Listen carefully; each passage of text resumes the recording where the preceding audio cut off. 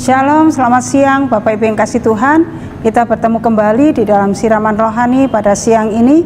Sebelum kita sharing firman Tuhan, saya mengajak Bapak Ibu untuk kita bersama-sama berdoa terlebih dahulu. Mari kita berdoa.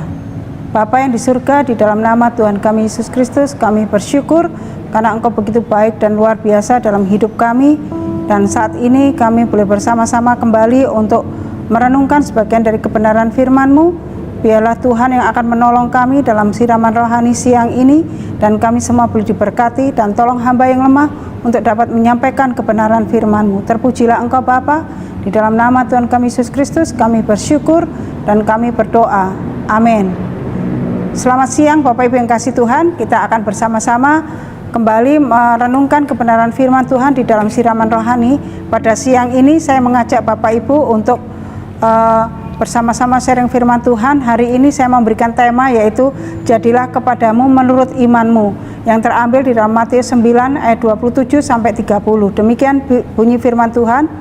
Ketika Yesus meneruskan perjalanannya dari sana, dua orang buta mengikutinya sambil berseru-seru dan berkata, "Kasihanilah kami, hai anak Daud." Setelah Yesus masuk ke dalam sebuah rumah, datanglah kedua orang buta itu kepadanya, dan Yesus berkata kepada mereka, "Percayakah kamu bahwa aku dapat melakukannya?" Mereka menjawab, "Ya Tuhan, kami percaya." Lalu Yesus menjamah mata mereka sambil berkata, "Jadilah kepadamu menurut imanmu." Maka meleklah mata mereka, dan Yesus pun dengan tegas berpesan kepada mereka, katanya, "Jagalah supaya jangan seorang pun mengetahui hal ini." Nah, Bapak Ibu yang kasih Tuhan, firman Tuhan yang kita baca pada hari ini, kita dapat melihat berdasarkan ayat nas di atas, secara garis besar ada 3 pekerjaan Tuhan Yesus yang Yesus lakukan selama di bumi ini, yaitu yang pertama mengajar, yang kedua memberitakan kabar baik, yang ketiga menyembuhkan. Ia menunjukkan bahwa misi Tuhan Yesus adalah untuk melayani, bukan dilayani. Dasar untuk melayani orang adalah kasih, Bapak Ibu yang kasih Tuhan. Tanpa memiliki kasih, orang tidak mungkin bisa melayani orang lain dengan benar, tetapi dengan adanya sesuatu yang dia harapkan. Apakah itu belas kasihan? Adalah emosi seseorang yang muncul akibat melihat penderitaan orang lain, dan perasaan iba itu melihat orang lain menderita. Jadi belas kasihan itu lebih kuat daripada empati, karena menimbulkan satu tindakan aktif untuk meringankan penderitaan orang lain. Inilah hati Tuhan Yesus, di mana hati Yesus dalam Alkitab mencatat banyak sekali mukjizat yang dikerjakan oleh Tuhan Yesus berkenaan dengan segala macam penyakit dan menyembuhkan banyak orang karena belas kasihan yang ditunjukkan oleh Tuhan Yesus. Kalau kita mempelajari secara teliti di dalam Injil Matius, Markus, Lukas, dan Yohanes, sesaat sebelum Tuhan Yesus melakukan suatu mukjizat, hal pertama yang ia lakukan adalah bertanya terlebih dahulu kepada orang yang menerima pertolongannya, yaitu Tuhan tidak bertanya yang pertama, berapakah uang yang kamu miliki, berapa banyak harta kekayaanmu, atau apa jabatanmu. Namun hal yang pertama yang selalu dia tanyakan adalah tentang iman percaya orang yang akan disembuhkan. "Percayakah kamu bahwa aku dapat melakukannya?" Di dalam Matius 9 ayat 28, itu pertanyaan Tuhan Yesus kepada orang buta yang meminta disembuhkan. Nah, karena iman adalah kunci orang untuk mendapatkan pertolongan Tuhan. Jika orang tidak percaya kepada Tuhan Yesus, tetapi hanya meminta pertolongan dan kesembuhan, itu tidak akan mereka dapatkan. Nah, jadi Bapak Ibu yang dikasih Tuhan, syarat untuk mendapatkan pertolongan Tuhan adalah yang pertama adalah iman. Jika kita memiliki iman dan percaya, maka mukjizat itu akan terjadi dalam kehidupan kita.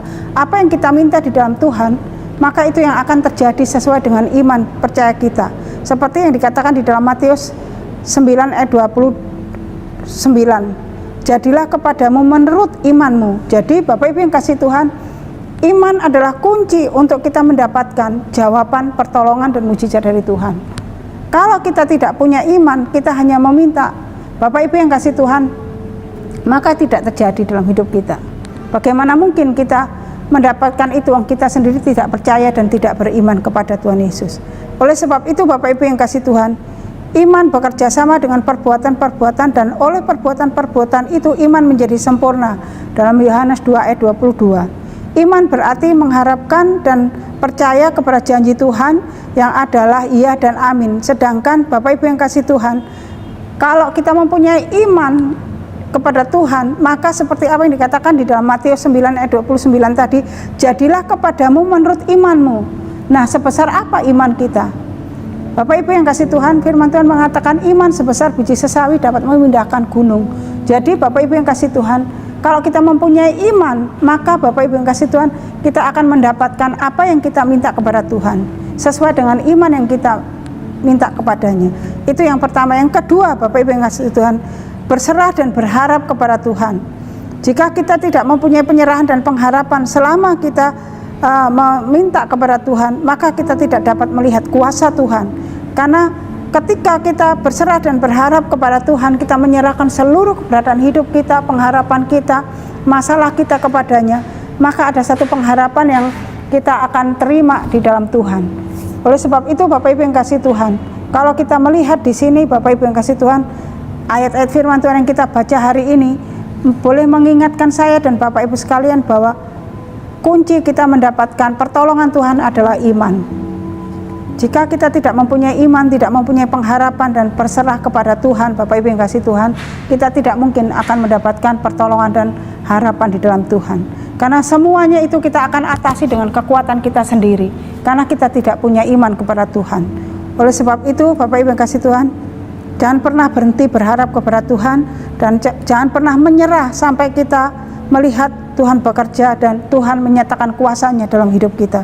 Kita terus berharap kepada Tuhan, kita terus beriman kepadanya di dalam segala apapun yang kita perlukan dan pergumulkan saat ini. Mungkin Bapak Ibu saat ini mengalami sakit penyakit, mengalami pergumulan masalah ekonomi, masalah usaha pekerjaan, tetapi tetaplah beriman kepada Tuhan Yesus, bahwa Tuhan Yesus mampu dan sanggup menolong Bapak Ibu sekalian sampai menyelesaikan semua pergumulan dan masalah kita sesuai dengan rencana dan rancangan Tuhan dalam hidup kita, dan sesuai dengan iman Bapak Ibu sekalian. Oleh sebab itu hari ini biarlah renungan yang singkat ini boleh menolong saya dan Bapak Ibu sekalian, bahwa Tuhan Allah yang kita sembah adalah Tuhan Allah yang hidup, yang mampu melakukan kuasa dan mujizatnya sampai hari ini. Amin. Mari kita bersama-sama berdoa. Bapa yang di surga, kami menyerahkan kebenaran firman-Mu ke dalam tangan kuasa-Mu. Biarlah Tuhan terus menolong kami untuk kami memiliki iman yang teguh di dalam Engkau, dan kami tetap percaya bahwa kuasa dan mujizat Tuhan sampai hari ini masih terjadi dalam hidup kami, orang-orang yang percaya kepada Engkau. Oleh sebab itu Engkau meteraikan kebenaran firman-Mu dalam setiap kehidupan kami, supaya kami boleh mengalami pengalaman iman dan kemenangan di dalam Tuhan. Terima kasih Bapa. Kami percaya kuasa Allah yang luar biasa itu terus terjadi dalam setiap kehidupan kami sebagai orang-orang yang percaya kepada Engkau. Terpujilah Engkau Bapa, dalam nama Yesus kami bersyukur dan kami berdoa. Amin. Tuhan Yesus memberkati, sampai ketemu.